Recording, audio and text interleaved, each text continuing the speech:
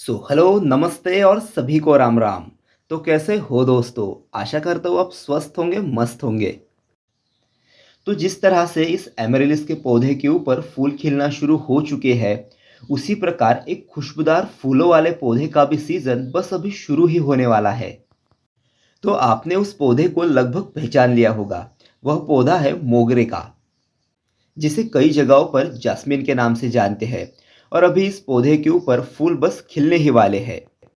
तो ऐसा क्या करें कि पौधे के ऊपर पूरे गर्मी फूल खिलते रहे। तो आपने अभी तक वीडियो को लाइक, शेयर और चैनल को सब्सक्राइब तो कर ही लिया होगा। क्या नहीं किया है तो देर किस बात की, फटाफट कर दीजिए। अभी धीरे धीरे करके गर्मियाँ और भी बढ़ती ही जाएगी। ऐसे में हमें हमारे पौधों की और अच्छे से केयर करनी पड़ेगी। और इस मोगरे के पौधे का फ्लावरिंग सीजन अभी से लेकर मतलब मार्च से लेके आगे बरसात तक, जुलाई अगस्त तक ऐसे ही चलता रहेगा। इस पौधे के ऊपर और ऐसे ही 3 से 4 बार फ्लावरिंग होगी।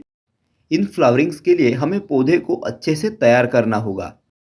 और वैसे अगर देखा जाए तो इस पौधे को बहुत ही कम फर्टिलाइज़र की रिक्वायरमेंट होती है।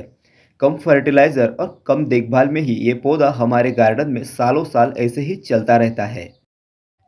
तो इस पौधे की अच्छी हेल्दी ग्रोथ के लिए और इस पर ढेरों फूल पाने के लिए हमें इस पौधे को ऐसी जगह पर रखना चाहिए जहाँ पर इसे पूरे दिन की सनलाइट मिलती रहे, क्योंकि यह पूरे दिन की धूप में चलने वाला पौधा है।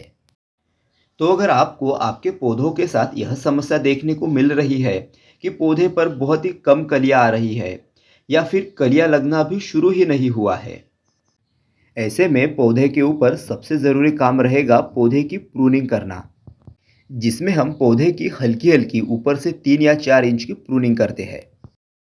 ऐसा करने से पौधे के ऊपर नई ब्रांचेस डेवलप होगी और पौधा भी दिखने में हेल्दी दिखाई देगा। और पौधे के ऊपर ढेरों कलियां लाने के लिए इस फर्टिलाइजर का इस्तेमाल करते हैं।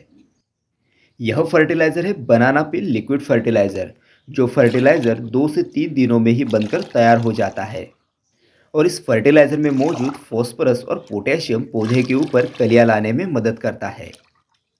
इस लिक्विड फर्टिलाइजर को घर पर किस तरह से तैयार करना है, इस पर बहुत ही कम शब्दों में हमने बताया है, जिसका लिंक आपको नीचे डिस्क्रिप्शन में मिल जाएगा। इस लिक्विड फर्टिलाइजर के बनने के बाद 4:1 का डाइल्यूशन करके हम इस फर्टिलाइजर को हमारे पौधे में इस्तेमाल कर सकते हैं। या फिर सरसों की खली से बनकर तैयार होने वाले लिक्विड फर्टिलाइजर का इस्तेमाल भी हम पौधे में कर सकते हैं। यह फर्टिलाइजर भी नाइट्रोजन, पोटेशियम और फास्फोरस का रिच सोर्स है। और अगर आपने फरवरी के महीने में पौधे को कोई भी ऑर्गेनिक खाद नहीं दिया है, तो आप सबसे पहले मोगरे के पौधे की ऊपर की 5-6 इंच की मिट्टी निकाल लीजिए और फिर उसमें गोबर की अच्छे से सड़ी हुई खाद भर दीजिए। और फिर ऊपर से जो आपने मिट्टी निकाली थी, उसे दोबारा से गमले में भर दीजिए। और इसके बाद पौधे को बनाना पील लिक्विड फर्टिलाइज़र या फिर सरसों कली के लिक्विड फर्टिलाइज़र दीजिए। और ऐसा करने के 20 से 25 दिन बाद के रिजल्ट को आप खुद देख लेना। और अगर इस पौधे की देखभाल में देखा जाए तो इस पर किसी भी तरह के इंसेक्ट्स का बहुत ज़्यादा हमला नहीं दिखाई देता। सिर्फ हमें गर्मियों के दौरान इस पौधे के ऊपर माइट्स का हमला देखने को मिल सकता है।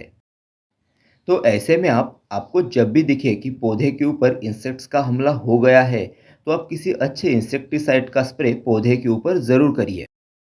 इस पौधे में थोड़ी सी देखभाल और कुछ ऑर्गेनिक फर्टिलाइज़र के देने से ही इस पौधे पर ढेरों फूल खिलते हैं। पर आपको जानना है कि इस पौधे को हम कौन से केमिकल फर्टिलाइज़र दे सकते हैं, तो आप कमेंट्स में बता सकते हैं, मैं आपको ज़रूर बताऊंगा। मोगरा की बहुत सी हाइब्रिड वैरायटियां अभी हमें नर्सरियों में देखने को मिलती है, पर इन सभी वैरायटियों में सबसे ज़्यादा खुशबू होती है देसी मोगरे के पौधे में। और इस बात को आपने भी नोटिस ज़रूर किया होगा। तो आज के लिए बस इतना ही, फिर मिलते हैं गार्डनिंग की नई जानकारी के साथ एक नए वीडियो में। तब तक आप देखते रहिए gardening info. Subscribe gardening info.